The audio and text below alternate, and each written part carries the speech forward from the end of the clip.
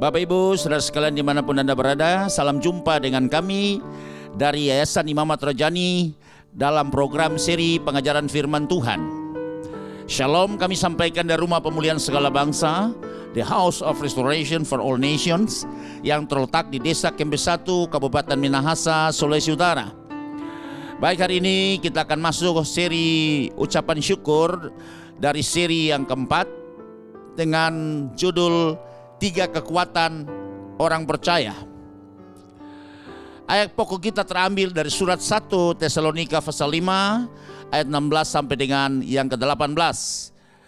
Kita akan membaca bersama-sama dengan Bapak Ibu yang sedang mengikuti program ini.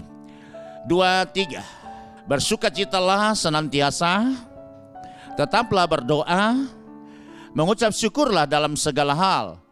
Sebab itulah yang dikehendaki Allah di dalam Kristus Yesus bagi kamu. Demikian 3 ayat yang sudah kita bacakan hari ini, dan kita tahu bahwa surat pengembalaan Paulus ini kepada jemaat di Tesalonika yang saat itu mereka baru dibentuk, sehingga masih sangat mudah sekali pengenalan mereka, tapi penganiayaan yang mereka alami itu sangat luar biasa.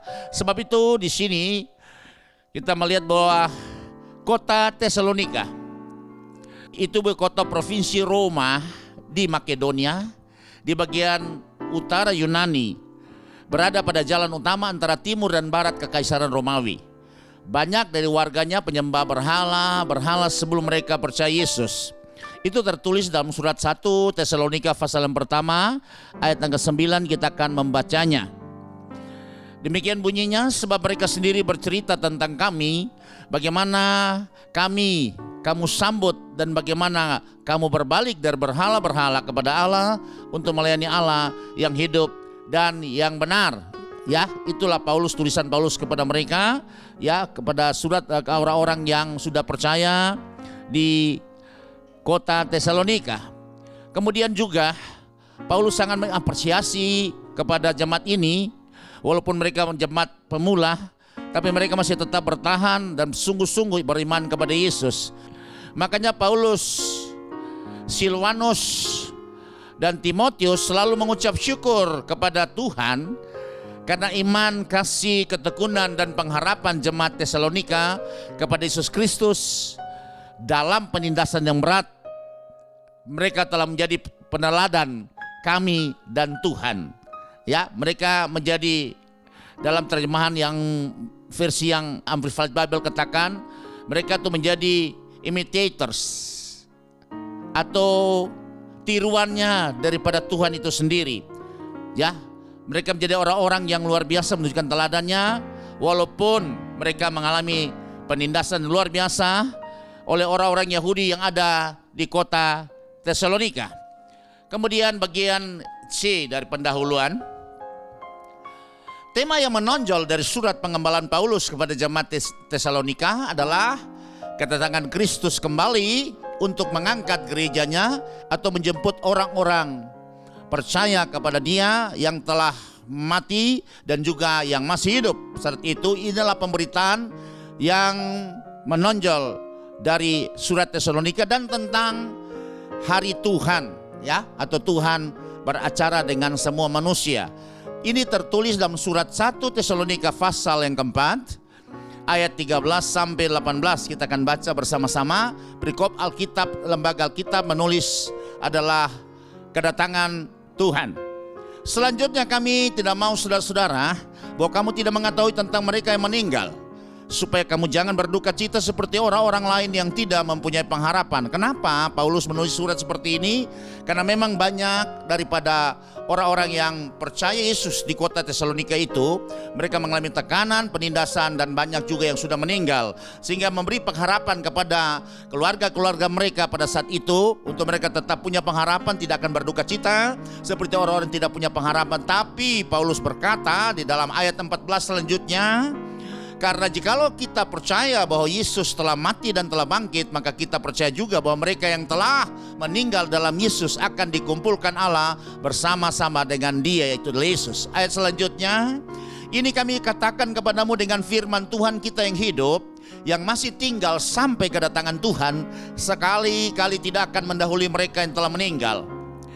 Sebab pada waktu tanda diberi, yaitu pada waktu penghulu malaikat berseru dan sangkakala berbunyi, adalah sangkakala yang ketujuh yang ditiup oleh malaikat Tuhan, maka Tuhan Yesus sendiri akan turun dari sorga, dan mereka yang mati dalam Kristus akan lebih dulu bangkit. Jadi kebangkitan orang-orang yang percaya kepada Yesus ini memberi perkuatan kepada orang-orang Tesalonika yang sudah percaya kepada Yesus, yang sudah meninggal karena penganiayaan yang berat yang mereka alami di kota Tesalonika.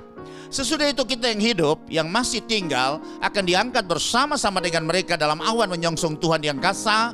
Demikianlah kita akan selama-lamanya bersama-sama dengan Tuhan. Karena itu hiburkanlah seorang akan yang lain dengan perkataan-perkataan ini. Demikian surat Paulus kepada jemaat di Tesalonika yang mengalami penganiayaan karena Injil kebenaran Kristus itu.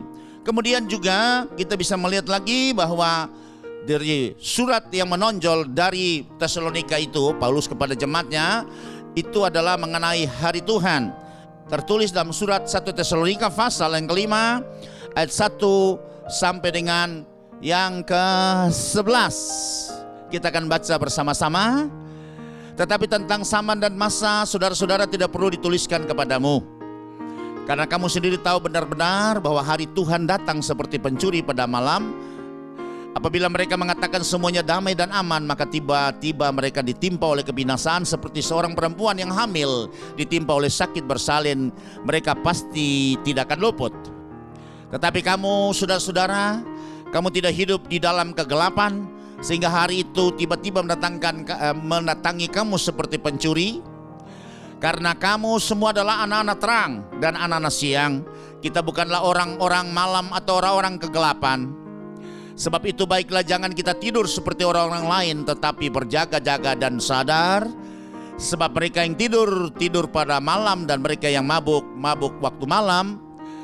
Tetapi kita adalah orang-orang siang. Baiklah kita sadar, berbaju zirakan iman dan kasih, dan berketopongkan pengharapan keselamatan.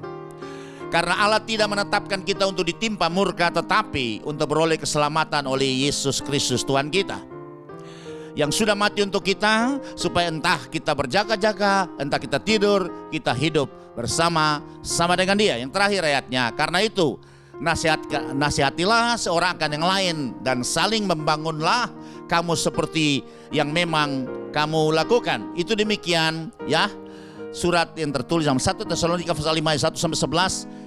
Itu mengenai hari Tuhan, atau Tuhan berperkara dengan semua penduduk bumi ini. Kemudian bagian selanjutnya, bagian yang dari pendahuluan. Oleh karena itu, maka Paulus memberikan nasihat-nasihat untuk membangun kekuatan dan ketahanan iman dan pengharapan mereka. Ya, baik pada saat surat Tesalonika ini dituliskan, itu haruslah mereka bersukacitalah senantiasa. Tetaplah berdoa dan mengucap syukurlah dalam segala hal. Itu yang ditulis dalam surat 1 Tesalonika pasal 5, 16 sampai 18 yang sudah kita baca sebagai ayat pokok kita dari judul 3 kekuatan orang percaya. Sudah perhatikan. Bersukacitalah, tetaplah berdoa, dan mengucap syukur. Itulah 3 kekuatan orang percaya di Tesalonika pada saat itu, karena mereka mengalami banyak penindasan, penganiayaan, bahkan ada yang meninggal. Kemudian kita masuk pada bagian Romawi yang pertama. Kita akan membahas 3 kekuatan itu, dan kita masuk Romawi yang pertama. Kekuatan yang pertama adalah kekuatan dari sukacita. Ya, itu merupakan nasihat Paulus kepada orang Tesalonika. Terambil dari teks Alkitab 1 Tesalonika pasal 5 ayat 16. Ini menurut versi 2. Saya ambil saja satu versi Lembaga Alkitab Indonesia terjemahan baru, berbunyi bersukacitalah senantiasa. Saya ambil dari NKJV, rejoice always. Dan kita tahu bahwa sukacita dalam bahasa Yunani itu kara. Itu adalah kegembiraan yang keluar dari dalam hati, dengan pengertian bahwa Tuhan mengasihi walaupun mengalami persoalan, masalah, tekanan, penindasan, bahkan penganiayaan, itu mereka tetap terus bersuka cita. Karena penderitaan itu yang mereka alami, mereka tahu itu pasti seizin Tuhan. Dan Tuhan pasti mengasihi mereka, sehingga Tuhan tidak akan membiarkan mereka menanggung dengan sendirinya. Dan pasti Tuhan akan turun tangan, dan Tuhan akan turut bersama-sama memberikan kekuatan kepada mereka. Kemudian bagian A3, sukacita adalah salah satu dari 9 bagian atau rasa buah roh. Yang kita tahu ada 9 itu yang tertulis dalam surat Galatia pasal yang kelima ayat 22 sampai dengan yang ke-23. Tetapi buah roh ialah 1 kasih, 2 sukacita, 3 damai sejahtera, 4 kesabaran, 5 kemurahan, 6 kebaikan, 7 kesetiaan, dan kemudian 8 kelemah lembutan, 9 penguasaan diri. Itulah 9 rasa dari 1 buah roh. Itu tidak ada hukum yang menentang hal itu. Haleluya, saudara. Kemudian sekarang saudara, kita akan masuk pada bagian 1 Romawi B. Di sini tertulis bahwa tertawa dan tersenyum adalah manifestasi dari sukacita. Perhatikan saudara, saya ulangi lagi, tertawa dan tersenyum itu adalah manifestasi, itu dampak dari orang yang bersukacita. Sehingga di sini ada 2 pembuktian, itu secara teologis dan secara ilmiah. Dan kita melihat bahwa secara teologis apa dampak, apa manfaat dari sukacita itu sendiri, kekuatan apa yang diperoleh bagi orang yang ketika mengalami pergumulan yang berat, tekanan, penganiayaan, bahkan hal-hal yang begitu sangat mengancam. Kenapa sukacita tetap harus dipertahankan?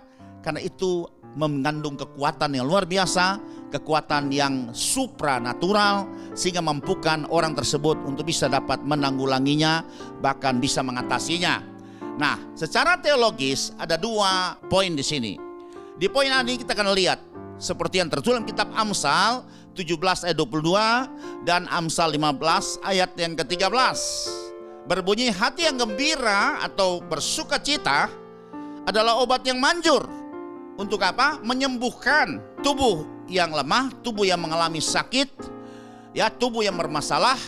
Itu dari hati yang bergembira atau bersukacita. Dan juga ayat yang lain dari Amsal 15 ayat 13 katakan, itu membuat orang bermuka gembira.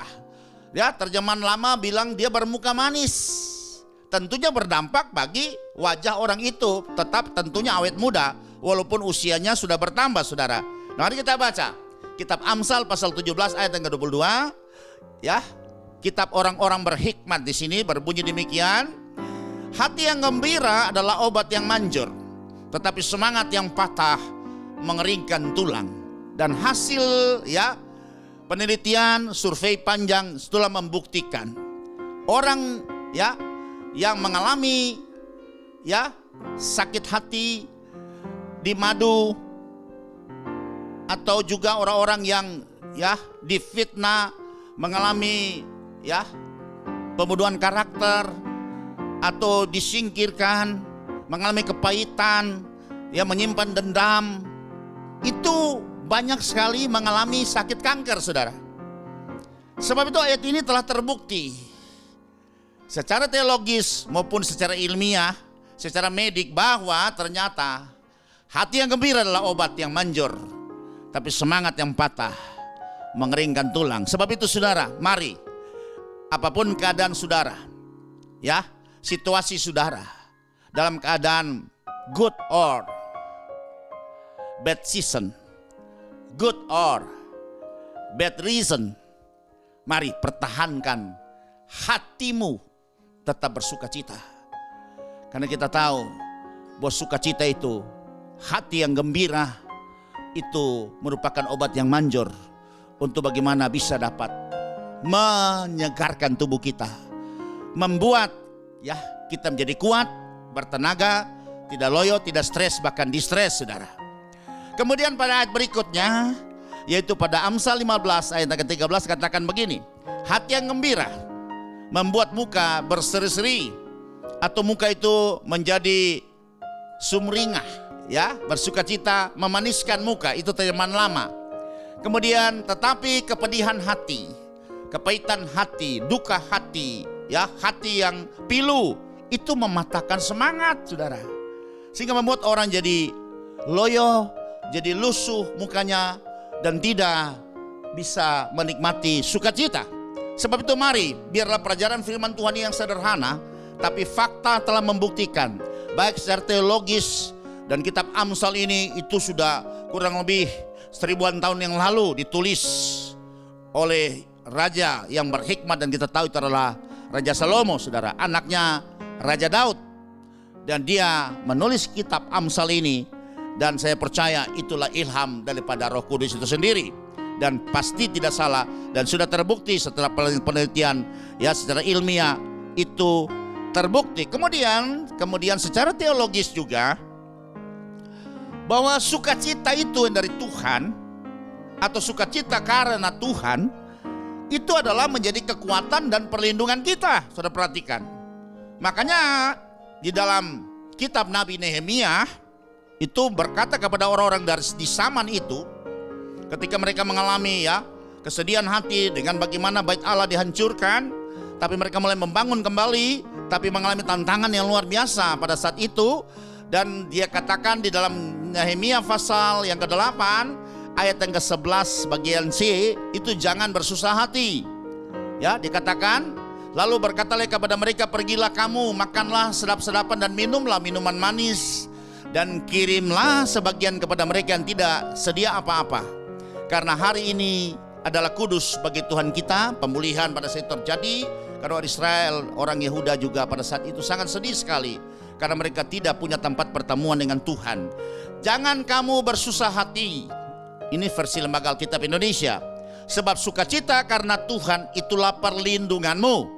Dan kita lihat pada versi yang lain, ya, dari Amplified Bible berkata demikian, don't sorrow, for the joy of the Lord is your strength and stronghold. Saudara perhatikan, wow, luar biasa sekali. Ternyata sukacita karena Tuhan, sukacita kita punya pengharapan, ya, walaupun kita alami hal-hal yang tidak, ya, mengenakan, hal-hal yang buruk sekalipun, seperti saya katakan yang tadi, dalam situasi apapun juga, ya, good or bad season, good or bad reason, kita harus bersukacita. Karena kalau kita tidak bersukacita, maka kita tidak akan bisa mendapat kekuatan, punya kemampuan dan perlindungan untuk bisa menghadapi semua pencobaan, masalah, tekanan yang sedang kita hadapi. Sebab itu mari saudara, firman Tuhan mengajar kita, karena firman Tuhan tetap tidak pernah kekurangan cara dan jalan untuk menyelesaikan persoalan setiap umat manusia. Ya, apapun masalahmu, bagi manusia itu mustahil, tapi bagi Tuhan tidak ada yang mustahil. Selanjutnya kita masuk bagian berikut adalah tadi pembuktian secara teologis. Sekarang kita lihat pembuktian secara ilmiah. Bahwa pembuktian secara ilmiah melalui penelitian yang cukup panjang dan berbagai, ya, peneliti, bahwa sukacita itu menurunkan hormon stres dan meningkatkan sel kekebalan dan antibodi, penangkal infeksi, sehingga membantu meningkatkan daya tahan tubuh terhadap penyakit. Karena ketika sukacita, maka kita menghasilkan hormon endorfin, dan hormon endorfin ini adalah hormon yang membuat, ya, kita jadi menyenangkan, hati senang, dan juga bisa mengantisipasi, menghilangkan rasa sakit, saudara. Ini penelitian secara ilmiah, dalam hal ini tentunya secara medik, ya. Makanya kenapa Alkitab ini, kenapa Paulus dengan ilham roh menuliskan kepada orang-orang Tesalonika yang mengalami penindasan yang berat, karena Paulus tahu supaya menghilangkan mereka dari rasa stres, tertekan, maka Paulus katakan bersukacitalah senantiasa, karena dia tahu bahwa dengan bersukacita maka pasti mereka memiliki kemampuan untuk bisa dapat menghadapi dan bisa mengatasi semua persoalan-persoalan yang sedang mereka hadapi pada saat itu, saudara. Haleluya. Alkitab tidak meragukan cara, dan kita lihat kalau dibuktikan secara ilmiah menurut ilmu pengetahuan bahwa Alkitab terbukti adalah Alkitab benar adanya.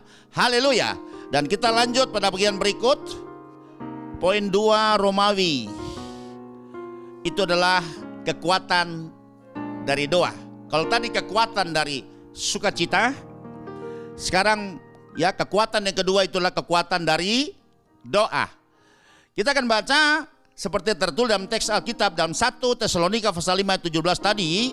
Menurut versi Lembaga Alkitab Indonesia Terjemahan Baru itu ditulis tetaplah berdoa. Ya, menurut versi NKJV itu pray without ceasing. Ya, pray without ceasing. Maksudnya tetap berdoa itu artinya berdoa dengan tidak jemu-jemu atau berdoa dengan tidak berkeputusan. Berdoa secara kontinu. Ya, bukan berdoa ya part time, bukan berdoa sometimes, tapi berdoa dengan tidak jemu-jemu, berdoa dengan tidak berkeputusan. Dan kita tahu bahwa kenapa Alkitab menyatakan bahwa tetap berdoa, ternyata doa itu menjemukan saudara. Sebab itu Tuhan mengajar lewat satu perumpamaan itu yang tertulis dalam Injil Lukas pasal 18 ayat yang pertama, itu mengenai seorang hakim yang jahat, yang tidak punya keadilan, tidak kebenaran. Tapi bagaimana seorang ibu janda itu datang terus memalas, meminta bagaimana supaya dia bisa membela perkaranya. Dan karena dia terus menerus seperti itu, akhirnya luluh ya pertahanan kekerasan hakim itu, dan dia mengabulkan keinginan daripada seorang ibu janda itu. Dan kita lihat di dalam Injil Lukas pasal 18 ayat yang pertama, ya, Yesus mengatakan suatu perumpamaan kepada mereka untuk menegaskan bahwa mereka harus berdoa dengan tidak jemu-jemu atau tetap berdoa walaupun hasil doa belum kelihatan. Berdoa senantiasa walaupun waktu yang didoakan sudah cukup panjang, tapi kita tahu bahwa waktu kita bukan waktunya Tuhan. Sebab itu kita harus bersabar sampai waktunya Tuhan, dan firman berkata bahwa Tuhan membuat indah pada waktunya. Sebab itu Bapak Ibu Saudara sekalian dimanapun hari ini yang kau mengikuti program ya pengajaran, seri pengajaran firman Tuhan ini, sejauh mana suara ini terdengar, mari, sudah berapa lama Bapak Ibu berdoa? Jangan pernah patah hati, jangan pernah jemu, jangan pernah terus kemudian kendor semangatnya, ya tidak lagi bergairah untuk berdoa. Tapi mari, firman-Nya mengatakan bahwa kita harus tetap berdoa atau berdoa senantiasa, berdoa terus menerus dengan tidak berkeputusan, dan jangan pernah bosan berdoa. Karena kita percaya satu saat setiap doa orang kudus, seperti Alkitab mencatat, itu Tuhan tampung cawan di sorga, ada ukurannya. Sehingga pada saat ukuran itu penuh, maka malaikat akan memproses semua doa orang kudus itu. Dan ketika malaikat memprosesnya, dituangkan ke bumi, maka kita bisa melihat ada reaksi, ada terobosan, ada penggenapan dari semua apa yang menjadi doa kita. Dan saya percaya Tuhan tidak pernah berdusta kepada kita. Mari saudara, kembalikan kembali lagi semangat kita, gairah kita, untuk sementara kita berdoa kepada ya apa yang menjadi pergumulan kita, masalah kita, baik dengan ya kesehatan kita, baik juga dengan ya keluarga kita, hubungan suami istri, atau dengan anak-anak kita, atau dengan kesehatan kita, atau dengan usaha pekerjaan kita, atau dengan keuangan kita, apapun sekarang yang sudah sedang doakan, yang sudah berhenti berdoa karena saudara belum melihat tanda-tanda jawaban doa itu. Saya mengajak saudara malam hari ini dalam nama Tuhan Yesus, demi nama Tuhan Yesus, mari kembalikan, hidupkan kembali semangat doamu. Dan saya percaya bahwa saatnya waktu Tuhan akan menjawab, Tuhan akan menyelesaikan semua apa yang menjadi permohonan Bapak Ibu Saudara sekalian. Percaya, bilang amin. Haleluya. Sebab itu hari ini kita akan melihat kata tetap berdoa itu artinya berdoa dengan tidak berkeputusan, berdoa dengan tidak jemu-jemu, dan juga harus berdoa dengan tekun. Ya, bertekun dalam doa itu berdoa dengan iman, berdoa dengan kesungguhan. Karena doa orang benar dengan yakin didoakan itu besar kuasanya, seperti tulis dalam surat Yakobus pasal yang kelima. Ya, demikian berkata, demikian seperti itu saudara. Pada ayat 16 dari surat Yakobus pasal yang kelima itu berbunyi bahwa doa orang benar dengan yakin, dengan tekun didoakan. Ya, demikian bunyinya, karena itu hendaklah kamu saling mengaku dosamu dan saling mendoakan supaya kamu sembuh. Doa orang yang benar bila dengan yakin didoakan sangat besar kuasanya. Berarti membutuhkan kesabaran, membutuhkan ketekunan, dengan tidak pernah patah semangat, tidak pernah kecewa, terus berdoa, punya iman yang tangguh, punya keyakinan yang kuat, dan kita percaya bahwa ada kuasa doa itu. Pasti suatu saat kita akan bisa melihat dampaknya, kita bisa melihat manfaatnya, kita bisa melihat hasilnya. Haleluya saudara. Biarlah hari ini firman ini mengajar kita untuk kembali membangkitkan, menghidupkan kembali semangat doa kita. Haleluya saudara. Dan kita bisa melihat juga di dalam surat Roma pasal 12 ayat ke-12 apa kata firman Tuhan. Bersukacitalah dalam pengharapan. Ya, orang yang punya pengharapan pasti bersukacita. Karena walaupun dia belum melihat hasilnya, tapi dia tetap punya pengharapan. Karena iman itu adalah dasar segala pengharapan. Maka dia beriman. Sebab itu walaupun hasil belum ada, walaupun belum kelihatan tanda-tanda jawaban doa, tapi dia tetap bersukacita karena dia punya iman dan dia punya pengharapan. Kemudian dia bersabar menunggu di dalam kesesakan sekalipun, dan dia tetap bertekun terus di dalam doa. Ya, itulah orang yang betul-betul memiliki, dia mengerti bahwa dari kekuatan doa itu dia bisa dapat salah satu kekuatan yang supranatural, yang extraordinary, untuk bisa dapat menghadapi semua persoalan-persoalan yang sedang dihadapi oleh orang-orang di zaman ini, saudara. Haleluya. Saya percaya sejak surat ini ditulis ribuan tahun yang lalu, pasti sudah mengalami banyak jawaban doa, sudah mengalami banyak mujizat, sudah dibuktikan daripada nasihat-nasihat Paulus ini. Dan saya percaya firman tetap tidak pernah berubah. Dulu, kemarin, hari ini, besok, bahkan sampai selama-lamanya masih tetap relevan dan masih tetap berkuasa, masih tetap manjur untuk kita tetap berdoa dan kita bisa melihat hasil daripada ketekunan doa kita. Kolose 4 ayat yang kedua, kita akan membaca. Bertekunlah dalam doa dan dalam pada itu berjaga-jagalah sambil mengucap syukur. Jadi doa yang terus dilakukan, senantiasa berdoa, tetap berdoa, adalah doa yang disertai dengan ketekunan iman yang kuat. Karena dia punya pengharapan bahwa saatnya pasti Tuhan pasti akan mengabulkan dan menjawab semua doa yang dinaikkan oleh orang-orang yang percaya. Haleluya saudara. Kemudian bagian berikut, bagian 2 Romawi A3. Ternyata saudara perhatikan bahwa berdoa itu adalah salah satu dari 7 perlengkapan senjata Allah untuk kita bisa menghadapi peperangan rohani di akhir zaman ini. Jadi Tuhan bilang untuk menghadapi peperangan rohani, karena hidup ini adalah peperangan, karena hidup ini adalah pertandingan, tidak pun seorang bisa menghindar dari yang namanya peperangan atau pertandingan, karena Tuhan mau supaya kita akan keluar sebagai orang-orang yang menang, bahkan lebih daripada pemenang itu sendiri. Maka salah satu dari ke-7 perlengkapan senjata Allah itu adalah berdoa, tetap berdoa. Dari ke-7 itu yang kita tahu yang tertulis dalam surat Efesus 6 ayat 13 sampai 18, itu adalah bagaimana ke-7 perlengkapan daripada senjata Allah yang harus kita lengkapi daripada hidup kita ini untuk bisa dapat menghadapi semua perjuangan kita ini, sehingga kita tidak akan mengalami kekalahan, karena kita diciptakan untuk sebagai orang-orang yang menang, bahkan lebih dari pemenang. Sebab itu dikatakan di sini, sebab itu ambillah seluruh perlengkapan senjata Allah, supaya kamu dapat mengadakan perlawanan pada hari yang jahat itu dan tetap berdiri kuat. Karena doa yang kita naikkan dengan tidak berkeputusan, doa yang terus senantiasa berkelanjutan, sesudah kamu menyelesaikan segala sesuatu. Ayat 14. Jadi berdirilah tegap. Pertama kita bisa lihat ini senjata yang pertama adalah berikat pinggangkan kebenaran. Yang kedua, berbaju zirakan keadilan. Yang ketiga, kakimu berkasutkan kerelaan untuk memberitakan Injil damai sejahtera. Yang keempat, dalam segala keadaan pergunakanlah perisai iman, sebab dengan perisai itu kamu akan dapat memadamkan semua panah api si jahat.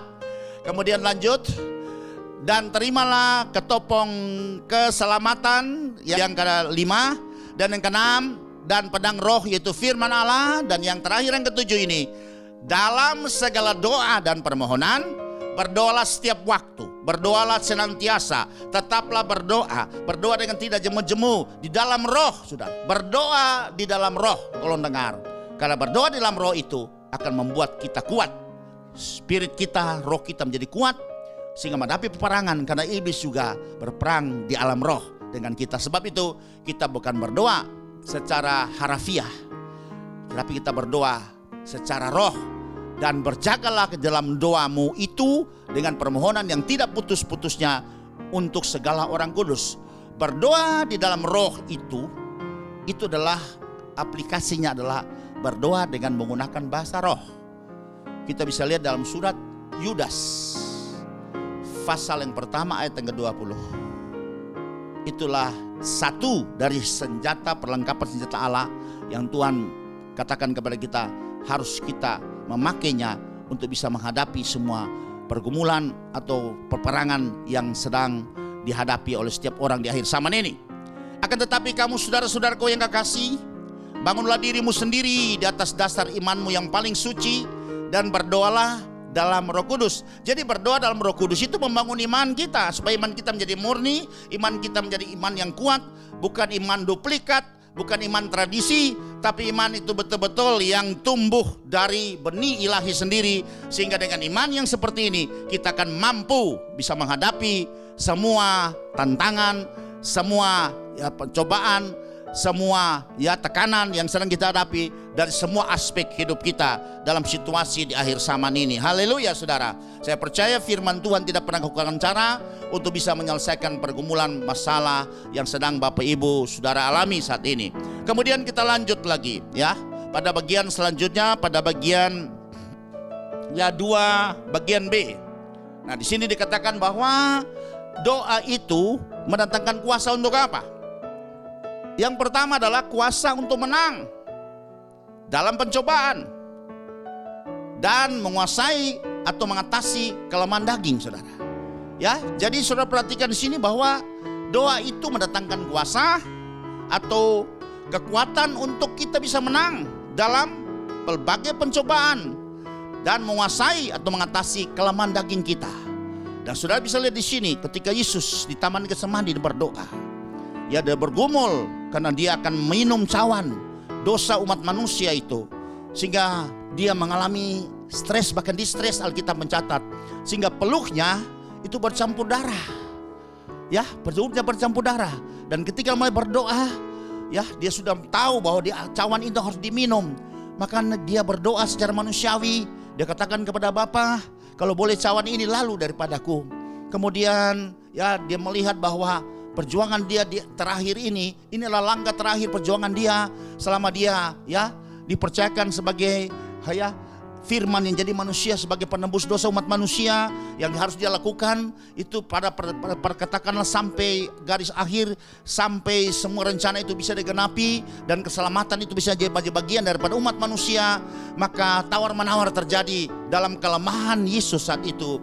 Dia katakan, tetapi kalau aku harus meminumnya, biar kehendakmu yang jadi. Kemudian dia kembali ya ke murid-muridnya yang saat itu bersama-sama dengan dia, tapi mereka tertidur.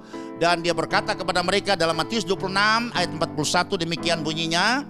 Dia katakan kepada semua murid-muridnya saat itu yang dipersiapkan jadi rasul, Yudas ya yang sudah pergi juga serang memberikan jual informasi kepada orang-orang mahkamah agama saat itu sebelum datang menjemput Yesus, menangkap Yesus di Taman Getsemani.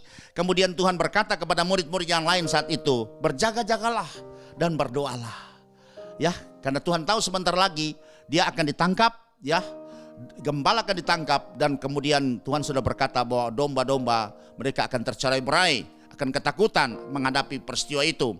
Tapi Tuhan berkata dalam situasi yang sangat tertekan ini, dalam situasi yang sangat begitu ya mencekam ini, maka Tuhan katakan kepada saat itu Petrus dengan teman-temannya, berjaga-jagalah dan berdoalah supaya kamu jangan jatuh ke dalam pencobaan. Pencobaan apa yang mereka hadapi? Ancaman. Karena Yesus sebentar itu akan ditangkap dan kita tahu peristiwanya akhirnya dia disalibkan di Bukit Golgota. Dan tentunya ancaman ini juga sesudah Yesus itu datang juga kepada murid-muridnya. Sebab itu ya Tuhan berpesan kepada murid-muridnya seperti waktu itu, harus berjaga-jaga dan berdoalah supaya kamu jangan jatuh ke dalam pencobaan, kamu jangan jadi takut, kamu jadi ciut hatimu, dan kamu bisa akhirnya hilang pengharapan. Karena Tuhan katakan roh memang penurut, tapi daging lemah. Karena daging selalu mengalami kelemahan ketika diintimidasi, diteror, mengalami tekanan, penganiayaan. Daging selalu yang kalah lebih dulu. Kemudian kita lihat sebab itu Tuhan bilang berdoa supaya rohmu diperkuat, supaya rohmu itu bisa menghalau semua ketakutan yang akan mengancam engkau. Seperti itu saudara yang terjadi, dan kita tahu akhirnya peristiwa itu terjadi. Yesus ditangkap dan murid-murid juga mengalami ketakutan yang luar biasa. Dan karena pencobaan yang akan mereka hadapi oleh murid-murid Tuhan saat itu, bahkan Yesus sendiri pun juga dia berdoa sungguh-sungguh supaya dia mendapat kekuatan untuk bisa menghadapi semua tantangan ini, semua pencobaan ini, semua ancaman ini, karena memang dia tahu bahwa daging pasti akan lemah. Sebab itu dia mengajar kepada murid-muridnya saat itu yang sebentar jadi rasul, supaya mereka tetap berjaga-jaga dan berdoa. Karena dia tahu bahwa mereka juga akan mengalami kelemahan daging seperti ini. Mereka akan mengalami ketakutan. Dan kita tahu itu ditulis dalam surat 2 Timotius pasal yang pertama ayat 7. Sebab Allah memberi kepada kita bukan roh ketakutan. Berarti roh ketakutan itu bukan datangnya dari Tuhan, tapi roh ketakutan itu pasti datangnya dari iblis, saudara. Sering meneror kita, mengintimidasi kita, sehingga kita mengalami kelemahan atau kita kehilangan kekuatan. Dan Tuhan bilang bagaimana cara mengantisipasi semua ketakutan, kelemahan ini. Kita harus tetap berdoa. Supaya apa? Roh kita itu menjadi kuat kembali.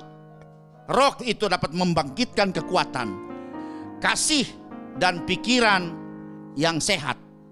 Itu sound mind, terjemahan yang berikut itu.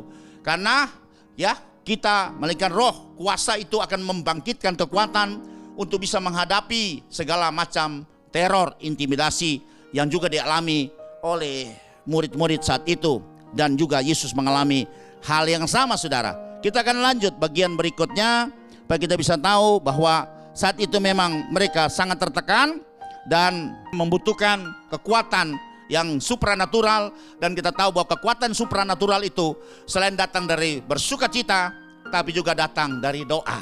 Sebab Tuhan bilang katakan kamu berdoa supaya kamu tidak jatuh dalam pencobaan, kamu tidak terintimidasi, kamu tidak akan terperangkap dalam ketakutan yang seperti itu, tapi kamu bisa akan kuat terus menghadapi walaupun nyawa jadi taruhan. Haleluya, saudara. Dan itu terjadi, saudara. Kenapa Tuhan Yesus berpesan kepada kita seperti ini? Karena kita tahu bahwa kalau kita mengasihi sungguh-sungguh kepada Tuhan, maka tidak ada ketakutan dalam hidup kita untuk menghadapi segala sesuatu. Itu tertulis dalam 1 Yohanes pasal yang keempat ayat yang ke-18. Ingat bahwa ketakutan itu bukan datang dari Tuhan. Tuhan tidak memberikan kita roh yang mendatangkan ketakutan, tapi kuasa untuk bisa mendatangkan kekuatan, kuasa untuk bisa menghalau segala ketakutan itu. Dan kita bisa memurnikan atau menyehatkan pikiran kita, menenangkan pikiran kita. Walaupun situasi belum berubah, walaupun tekanan itu masih tetap sama, tapi kita tetap bisa tenang karena kita diberi kekuatan yang supranatural. Kita menjadi orang pribadi extraordinary karena kita tetap berdoa. Sebab itu di dalam surat ini berkata, di dalam kasih tidak ada ketakutan.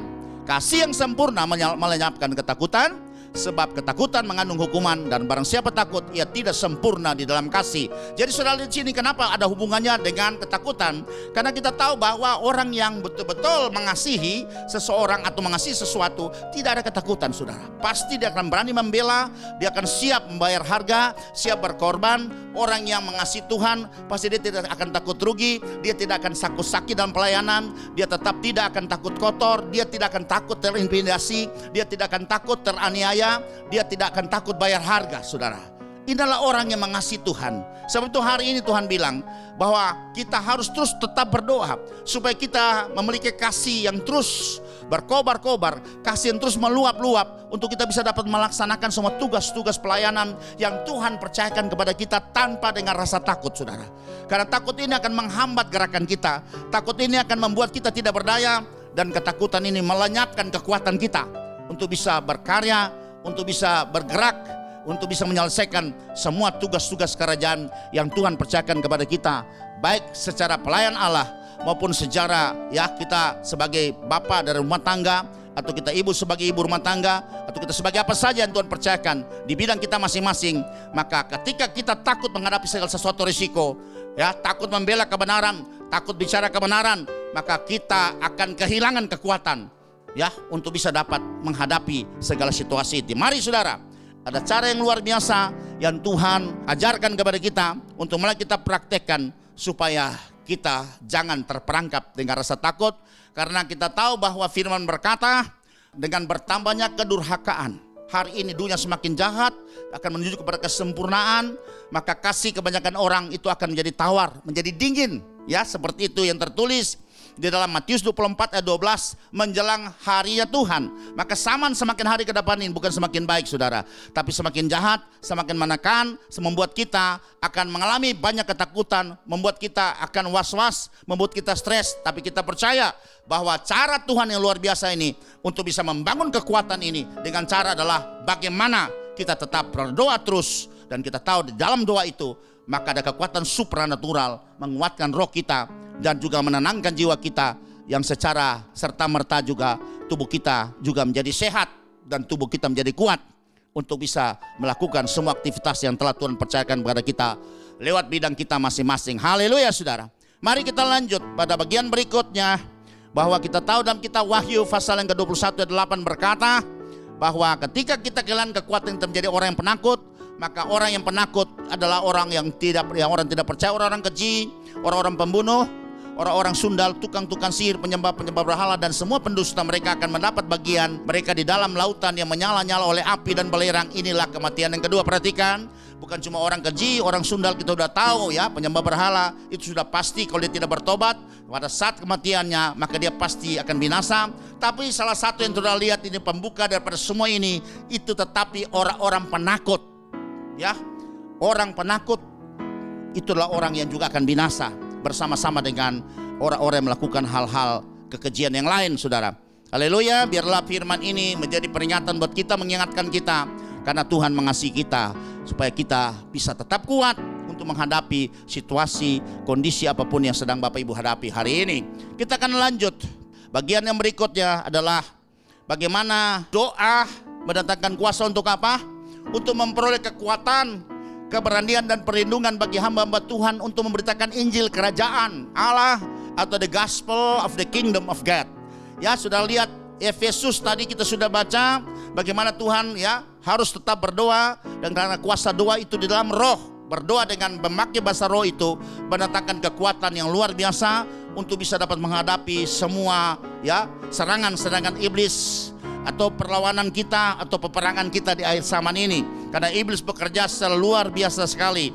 Tapi ada bagian lain yang sudah bisa lihat di sini, kita bisa baca dalam surat Kolose pasal 4 ayat 3 sampai dengan 4 juga. Paulus berpesan kepada orang Kolose supaya mereka juga tetap berdoa, ya.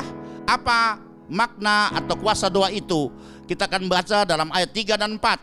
Berdoa jugalah untuk kami. Untuk kami siapa? Paulus dengan teman-teman yang berada pada, ya, garis terdepan untuk senantiasa memberitakan Injil keselamatan atau Injil kebenaran lewat Yesus Kristus. Dan mereka mengalami tantangan luar biasa. Mereka mengalami penolakan luar biasa oleh mahkamah agama dan orang-orang Yahudi saat itu, karena mereka dianggap membawa ajaran sesat. Sebab itu dia minta kepada jemaat untuk tetap berdoa, ya, untuk kami, supaya Allah membuka pintu untuk pemberitaan kami, sehingga kami dapat berbicara tentang rahasia Kristus yang karenanya aku dipenjarakan. Perhatikan, Paulus mengalami penganiayaan luar biasa, masuk penjara, keluar penjara, pernah dirajam dengan batu, ya, berapa kali dipukul, tenggelam kapal, karam kapal, dan seterusnya saudara. Dia mengalami hal seperti itu. Sebab itu dia minta supaya kekuatan, ya, datang buat dia, supaya dia mendapat kekuatan. Walaupun dia berdoa sendiri, tapi dia juga minta buat jemaat Tuhan di Kolose juga bantu berdoa untuk dia, supaya dia mendapat kekuatan yang extraordinary, kekuatan supranatural untuk tetap terus mampu berbicara mengenai kerajaan Allah dan juga memberitakan Injil Yesus Kristus kemanapun dia diutus. Haleluya. Ayat yang keempat selanjutnya. Dengan demikian aku dapat menyatakannya sebagaimana seharusnya. Haleluya. Kemudian kita bisa lihat dalam Kisah Rasul pasal yang keempat ayat 29 sampai 31. Dan sekarang ya Tuhan, lihatlah bagaimana mereka mengancam kami dan berikanlah kepada hamba-hambamu keberanian untuk memberitakan firman-Mu. Jadi saudara lihat, jemaat berdoa kepada semua hamba-hamba Tuhan, rasul-rasul saat itu yang sedang memberitakan Injil keselamatan Yesus Kristus, walaupun mereka terancam, mereka teraniaya, tapi didukung oleh jemaat yang terus berdoa supaya mereka diberi kekuatan untuk tetap menyampaikan, tetap berani menyatakan kebenaran firman. Ayat selanjutnya, ulurkanlah tanganmu untuk menyembuhkan orang, dan adakanlah tanda-tanda dan mujizat-mujizat oleh nama Yesus hamba-Mu yang kudus. 31, dan ketika mereka sedang berdoa, goyanglah tempat mereka berkumpul itu, dan mereka semua penuh dengan Roh Kudus, lalu mereka memberitakan firman Allah dengan berani. Jadi kekuatan, keberanian yang diperoleh oleh semua pemberita Injil pada saat itu ya adalah Petrus dengan CS dengan teman-temannya, maupun Paulus juga, itu karena juga salah satu andil daripada doa jemaat yang terus mensupport mereka, sehingga mereka diberi kekuatan, keberanian untuk tetap memberitakan Injil Yesus Kristus dengan berani, saudara. Sebab itu kita bisa melihat di sini, berarti ya kekuatan yang kedua itulah kekuatan dari doa. Kita masuk pada kekuatan yang ketiga, pada poin 3 Romawi, yaitu kekuatan dari ucapan syukur, saudara. Inilah merupakan seri ucapan syukur ya yang sudah masuk pada seri yang keempat, dan kita bisa melihat bagaimana 3 kekuatan yang dibangun oleh Tuhan ya lewat bersukacita, lewat doa, dan yang ketiga sekarang lewat ucapan syukur. Teks Alkitab tertulis dalam 1 Tesalonika pasal yang kelima ayat 18 menurut versi Lembaga Alkitab Indonesia Terjemahan Baru berbunyi demikian, mengucap syukurlah dalam segala hal. Ya, kemudian dari NKJV bahwa in everything give thanks, ya, dalam segala hal. Kemudian saudara lihat ini di sini. Penelitian secara ilmiah ternyata bersyukur secara teratur dapat meningkatkan kebahagiaan sebanyak 25%. Itu salah satu hasil penelitian atau studi yang cukup panjang dari seorang psikolog saat itu adalah Robert Emmons, PhD, berasal dari Universitas of California, saudara. Sebab itu dikatakan bahwa memang bersyukur itu dapat meningkatkan kebahagiaan sebanyak 25%. Inilah hasil penelitian ilmiah. Berarti Alkitab tidak pernah bertentangan dengan ilmu pengetahuan. Alkitab kitab yang paling terhebat yang selama saya tahu hari ini, dan seterusnya. Haleluya. Kemudian kita masuk pada bagian berikutnya. Itu adalah bagian 3 Romawi B. Ternyata kekuatan dari ucapan syukur atau ucapan syukur itu mendatangkan kekuatan dan kemampuan untuk menghadapi ancaman dan penganiayaan karena pemberitaan Injil, kebenaran Injil, mempertahankan kebenaran Injil, kebenaran Kristus, maka pasti akan mengalami penolakan, pasti mengalami penganiayaan, pasti mengalami pengucilan, pasti mengalami banyak kesusahan, bahkan mereka dianiaya, bahkan juga tidak sedikit yang mati terbunuh karena memberitakan kebenaran Injil Yesus Kristus, saudara. Sebab itu kita bisa melihat ini, itu dalam Injil Matius pasal yang kelima ayat 10-12, Tuhan Yesus sudah berpesan pada saat itu bahwa orang-orang yang akan Tuhan percayakan sebagai pemberita kebenaran itu pasti akan mengalami penganiayaan, bahkan mereka akan bisa mati karena memberitakan Injil itu. Sebab itu Tuhan katakan, berbahagialah orang yang dianiaya oleh karena kebenaran.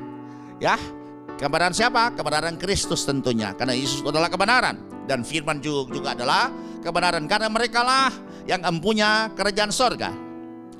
Berbahagialah kamu jika karena aku, jika karena nama Yesus kamu dicela, dianiaya, dan kepadamu difitnahkan segala yang jahat.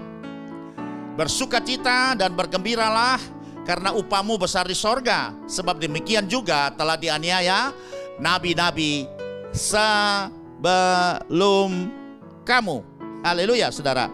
Itu yang ditulis dan semua diperkuat juga di dalam surat 1 Petrus pasal yang ketiga 14 juga. Petrus menulis surat yang seperti ini juga kepada jemaat saat itu. Tetapi sekalipun kamu harus menderita juga karena kebenaran, kamu akan berbahagia. Sebab itu janganlah kamu takuti apa yang mereka takuti, dan janganlah gentar, karena pasti ya kekuatan itu datang daripada Tuhan. Karena apa?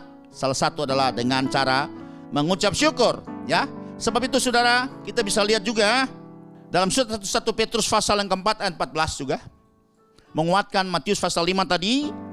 Petrus berkata pada jemaat saat itu bahwa berbahagialah kamu jika kamu dinista karena nama Kristus, sebab roh kemuliaan yaitu roh Allah ada padamu. Ketika roh itu ada pada kita, maka roh itu akan menghalau semua ketakutan, karena ketakutan tidak datang dari roh Allah, tapi ketakutan itu datang dari roh iblis.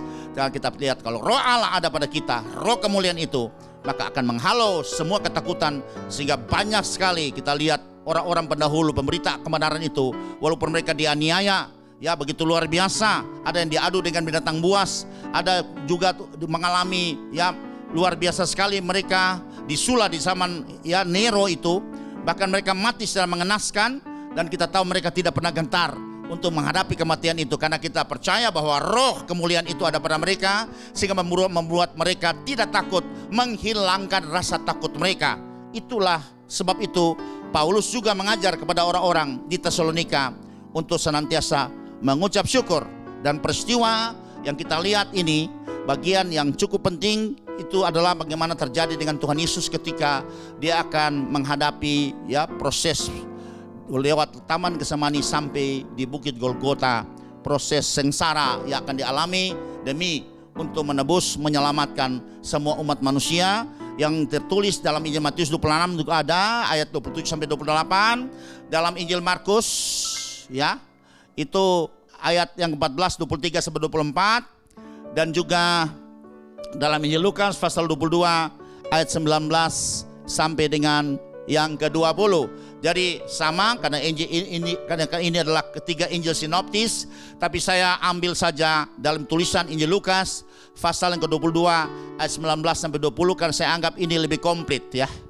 Kita akan baca bersama-sama. Lalu ia mengambil roti, ini pada perjamuan terakhir, the last supper, itu bersama-sama dengan semua rasul-rasul. Yudas juga ada situ. Akhirnya Yudas pergi untuk menjual informasi, dan dia dapat dengan 30 keping perak, dan kemudian dia membawa pasukan daripada Bait Allah beserta dengan orang-orang mahkamah agama, ahli Taurat dan Farisi bersama-sama menuju ke Taman Getsemani dan menangkap Yesus. Tapi proses yang Yesus sudah tahu ke depan akan dihadapi, sebab itu dia lalu pada malam ya terakhir itu bersama-sama dengan semua murid-murid yang persiapkan jadi rasul.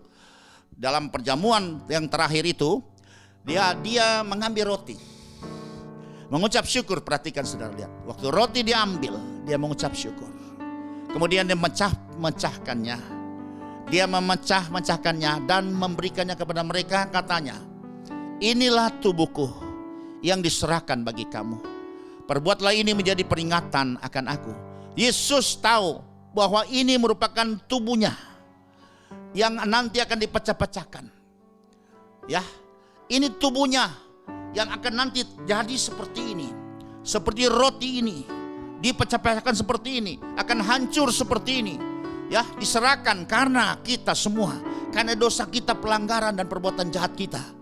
Maka disitulah sebelumnya Yesus mengajar kepada mereka, ya, dengan cara bagaimana dia untuk bisa mendapat kekuatan yang luar biasa itu, untuk bisa menjalani semua proses penderitaan ini, dan mulai Taman Getsemani sampai di Bukit Golgota dengan cara dia mengucap syukur. Perhatikan, dia mengucap syukur. Maka ketika dia mengucap syukur, kemudian dipecah-pecahkan roti itu merupakan tubuhnya yang akan terjadi nanti, merupakan profetik. Yesus sudah menunjukkan profetik bahwa tubuhnya akan jadi seperti ini, karena kita tahu Yesus adalah roti hidup yang turun dari sorga, dan kemudian akan dipecah-pecahkan seperti ini. Tapi untuk dia bisa menghadapi itu semua, ya, menghadapi sengsara yang luar biasa itu, sengsara yang paling sadis pada saat itu. Sebab itu kalau saudara nonton itu, ada film yang disebut The Passion of Christ. Itu orang Yahudi banyak protes bahwa mereka berkata bahwa mereka tidak sesadis itu. Tapi kenyataan Alkitab telah menubuatkan, ditulis dalam kitab Nabi Yesaya jelas bahwa rupanya tidak seperti manusia lagi. Dia hancur seperti itu. Kan kita percaya bahwa inilah profetik yang dilakukan itu, bahwa ini nanti tubuhnya akan seperti ini. Dia juga tadinya mengalami ketakutan nanti. Sesudah Taman Getsemani berdoa, tapi untuk mengalasi semua itu, supaya datangkan kekuatan yang supranatural untuk membuat dia tetap kuat untuk bisa menjalani semua proses ini, maka dia mengucap syukur atas semua peristiwa itu. Ayat lanjut, ayat yang ke-20 dari Injil Lukas 22 ayat 20. Demikian juga dibuatnya dengan cawan sesudah makan. Ia berkata, cawan ini adalah perjanjian baru oleh darahku. Jadi cawan sesudah dia mengucap syukur, maka dia katakan, ini adalah darahku yang sementara akan dicurahkan, ditumpahkan bagi kamu untuk menembus, membayar hutang darah kamu, supaya kamu dilunas, dibayar, supaya tidak ada lagi tunggakan, tidak ada tumbal lagi, supaya Yesus membayar lunas, ya. Sebab itu dikatakan, maka kamu jadi benar, kamu jadi kudus, dan kamu berlayak untuk bisa memperoleh semua janji-janji daripada Bapa itu sendiri. Sudah lihat di sini, Yesus mengawalinya dengan semua peristiwa yang akan terjadi. Dia tahu akan terjadi seperti itu, dan sudah beritahu kepada murid-murid pada perjamuan yang terakhir itu bahwa peristiwa ini akan terjadi. Tapi dia tetap mengucap syukur, karena dia tahu dengan mengucap syukur maka dia akan bisa memperoleh kekuatan yang mampuni, kekuatan yang supranatural, sehingga dia menjadi orang pribadi extraordinary untuk bisa menghadapi semua penganiayaan yang luar biasa, yang sangat berat ini, yang sangat sadis ini. Dan kita lihat Yesus berhasil. Dia mati di kayu salib, menjalankan semua, ya, misi rencana Bapa. Dan kita tahu disitulah iblis dikalahkan, dosa dibayar, dosa diampuni, pelanggaran kejahatan kita semua tertutupi, dan kita menjadi orang benar, orang kudus di mata Bapa kita di sorga, untuk bisa memperoleh keselamatan dan bisa memperoleh hidup kekal dan menjadi ahli waris kerajaan Allah. Luar biasa saudara. Sebab itu hari ini sudah perhatikan apa yang sudah terurai pada saat ini, bahwa kita bisa melihat bagaimana kemampuan kekuatan yang terjadi akibat tiga hal ini. Pertama adalah bersukacita, yang kedua berdoa, dan yang ketiga ucapan syukur. Itu membuat kita menjadi orang yang perkasa, orang yang hebat, orang yang supranatural untuk bisa menghadapi segala situasi apapun yang Bapak Ibu alami hari ini. Sekemana suara ini bisa terdengar, saya percaya kalau ini pernah dialami, mujizat ini, ya, kuasa ini pernah juga dialami oleh pendahulu kita, tokoh-tokoh Alkitab. Saya percaya firman tetap sama, kuasa Tuhan tidak pernah berubah. Dulu zaman purbakala, kemarin, hari ini, bahkan sampai selama-lamanya dia tetap sama, firmannya tetap sama, kuasanya tetap sama, kekuatan tetap sama. Kalau kita ikuti jalannya, kita ikuti caranya, kita juga akan bisa mendapat kekuatan, keberanian, kemampuan untuk bisa mengatasi apapun yang sedang Bapak Ibu alami hari ini. Maka kita pasti akan menang, kita akan pasti mampu melewatinya, mampu mengatasinya, mampu menanggulanginya, bahkan keluar sebagai pemenang, bahkan lebih daripada orang-orang yang menang. Akhirnya, saudara-saudara yang Tuhan Yesus kasih, semoga Allah damai sejahtera menguduskan kamu seluruhnya, dan semoga roh, jiwa, dan tubuhmu terpelihara sempurna dengan tak bercacat pada kedatangan Yesus Kristus Tuhan kita. Amin. Haleluya. Demikian firman yang kami dapat sampaikan. Berbahagialah setiap orang yang mendengar firman ini, menerimanya, menyambutnya, dan menaruh dalam hatinya, dan melakukannya. Ku bawa kepadamu, oh Tuhan, persembahanku ini. Ku ingin Engkau menerima korban syukurku melalui pujian.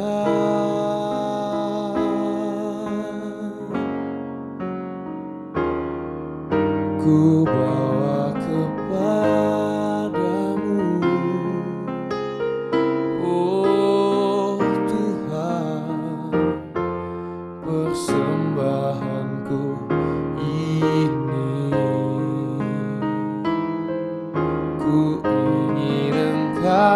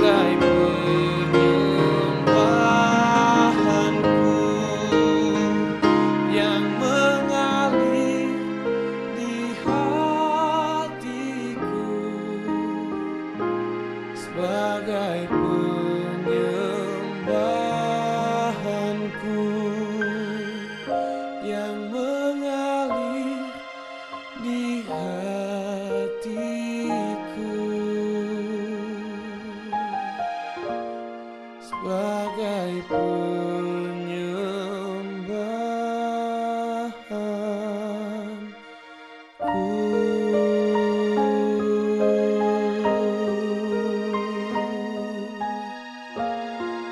Mari kita berdoa. Bapakku yang baik, yang mengasihi kami dengan kasih yang kekal,